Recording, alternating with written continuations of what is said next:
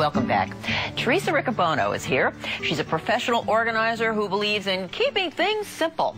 And taking that approach when choosing holiday gifts can also keep you out of debt. Here with how to do that, we welcome back Teresa Riccobuono. Nice to have you with all this fabulous stuff. Nice to be back. And you like shopping, let's get right to it, at thrift stores, yes? Correct. Okay. Now, first of all, I've got to ask you, if you're constantly shopping the thrift stores, and you also professionally organize people, and you say declutter and get rid of that stuff, are you constantly at war at home with yourself? Bring it in, take it out? What? Absolutely. Oh, it's always moving, huh? It's always in motion, right? Mm-hmm. And I don't, one thing in, one thing out. Usually it's a few things in, and then as things start getting a little bit tight in the closet or the drawers, then I say, okay, it's time to refocus. My attention. Okay. Be a client myself. All right, you've brought a number of things that, first of all, a lot of people are saying, I am not going to a thrift store. I don't want somebody else's stuff. What do you say to the uninitiated, to the people who are thinking, I don't want to do that? Well, I'd say try it and see what's there. And that's one of the reasons I do my thrift store shopping boot camps, is for people who are the uninitiated, who maybe have friends who thrift store shop, or they like the idea of saving money, but they're not really sure how to go about it. And so by having an expert like myself, I've been shopping at thrift stores for over 30 years, they feel comfortable walking in the door with me because I'm very comfortable in that environment. Is there something that when you go into a thrift store, being a professional as you are, you completely ignore and go right to something else? In other words, don't even bother with that stuff. What stuff do you not bother with? Well, it depends on if I'm shopping for myself or if I'm shopping for someone else. So typically when I'm shopping for myself, I tend to not like, for example, short sleeve shirts. Okay. So I skip those racks. But I'm not talking about personal taste. I'm talking about things that you don't find good value for the money. Or is it all? It's all good value for the money. It's all fair game, absolutely. All right. A lot of people are still finishing up holiday shopping gifts and are looking for things and for good buys. So give us some ideas of what we can do here. Where do you want to start? Let's start with the leather. Why not? Okay. Well, I've got two leather pieces. These happen to be the most expensive pieces that I've brought with me today. Both I purchased at Goodwill stores for $9.99. $9.99. Real leather? Yes. I felt it. It does. It feels it's the real thing. So this is a beautiful INC sweater and leather jacket. So INC you find at Macy's. So this was $9.99, and the leather is beautiful, as you said. You felt it. So this was one of my Christmas presents to myself. Oh, okay. We're keeping that one home. That's going in the closet. All right. And when you look for something like that, for an item like that, what do you check to be sure you see or don't see? I look for possibly misstitching, or buttons that are missing, or holes that I probably won't be able to mend.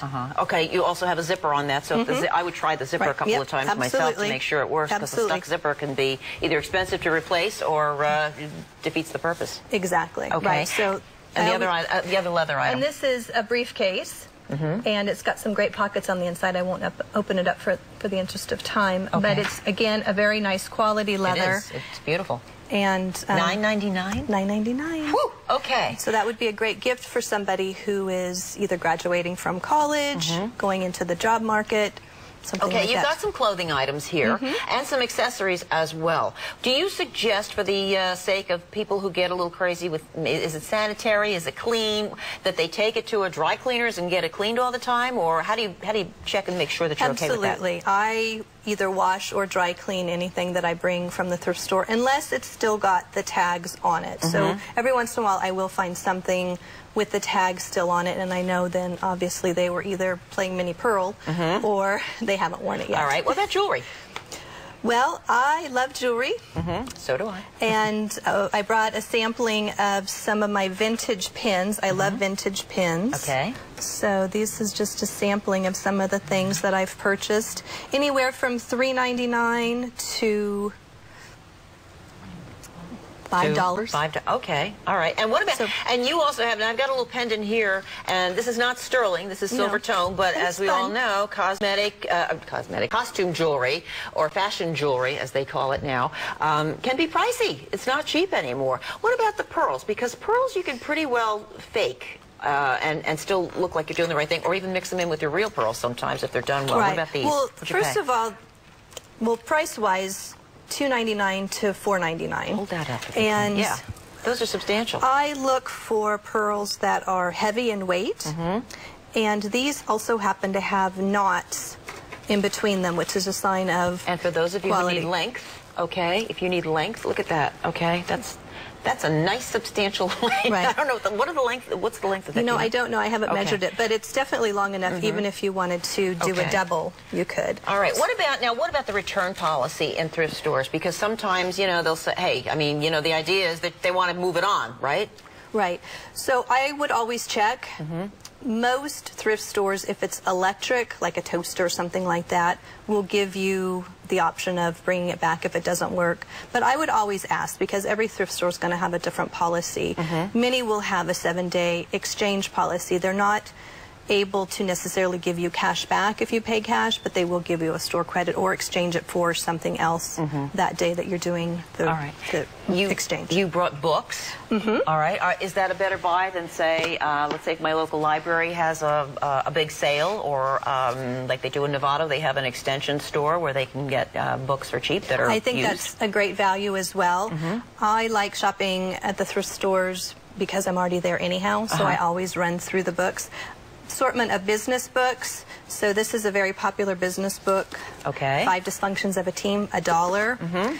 These are 2 children's books. This one is from the American Girl collection, and of course, you probably recognize Dr. Seuss. Yes.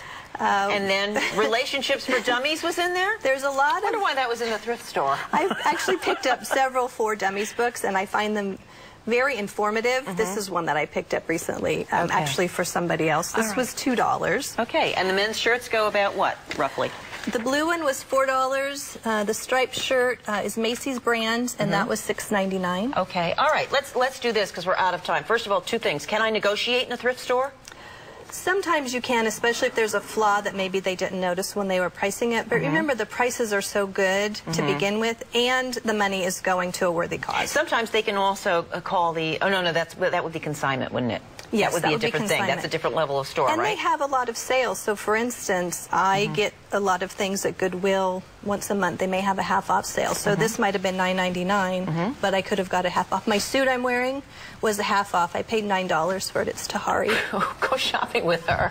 Okay.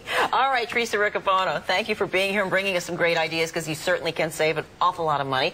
Make sure it's clean. Put it in a nice box. Throw some tissue paper on it. Who's going to know, right? Okay. All right. And simplyorganized.com. That's simplyorganized.com. Stay with us.